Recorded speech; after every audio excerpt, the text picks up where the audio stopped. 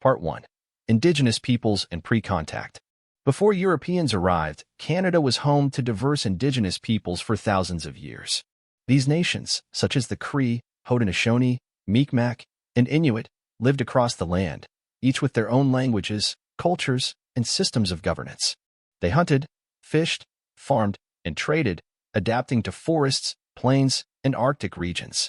Spiritual traditions and oral histories were passed down through generations.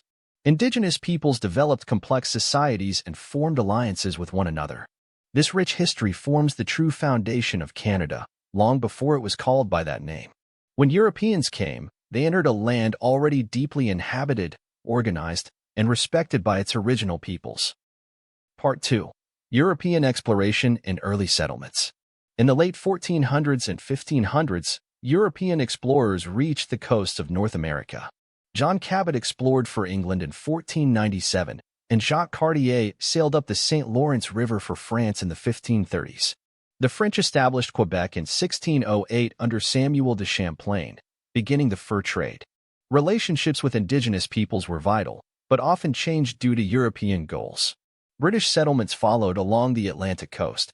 Over time, both powers competed for territory and resources.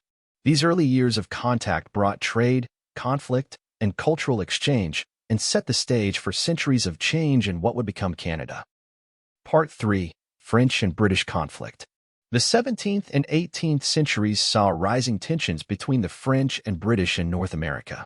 They fought a series of wars, with the most important being the 7 Years' War, 1756 to 1763. This ended in 1763 when France gave Canada to Britain under the Treaty of Paris.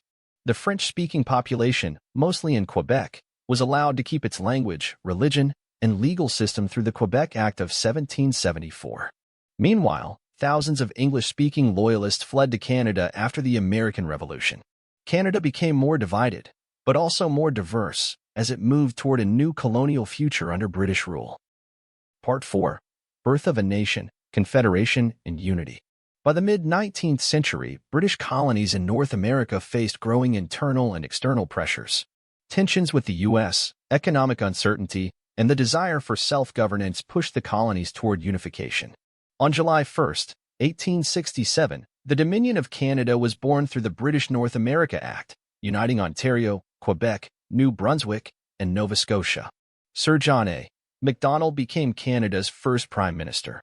Over the next decades, more provinces and territories joined, expanding the young country from coast to coast. Though Canada remained part of the British Empire, it gained significant control over its domestic affairs. The railway stitched the nation together, and waves of immigrants began shaping the population. This period was the beginning of a bold experiment, a diverse, sprawling federation built on compromise, negotiation, and a shared dream of unity. Part 5. Trial by Fire, Wars, Identity, and the Road to Independence. The 20th century was a defining era for Canada's national identity. Canada fought bravely in both world wars, earning global respect and fostering pride at home. The Battle of Vimy Ridge in 1917, led entirely by Canadian forces, became a symbol of unity and strength. Following World War II, Canada pushed for full sovereignty. In 1931, the Statute of Westminster granted legal independence in most affairs. However, it wasn't until 1982 that Canada fully broke legal ties with Britain through the Canada Act, and the Constitution was patriated. This also included the Charter of Rights and Freedoms, enshrining civil liberties and human rights. At the same time, internal challenges intensified, Quebec's independence movement surged, and Indigenous communities began demanding justice, land rights, and recognition. Canada was maturing, not just politically, but morally, grappling with the darker aspects of its history. Part 6. Canada Today, a Mosaic of Cultures and Futures. In the 21st century, Canada stands as a symbol of peace, diversity, and social progress. It is one of the world's most livable countries, known for its universal healthcare, high standard of living, and commitment to democracy. Its multiculturalism policy, embracing people from all backgrounds, has turned cities like Toronto and Vancouver into global mosaics.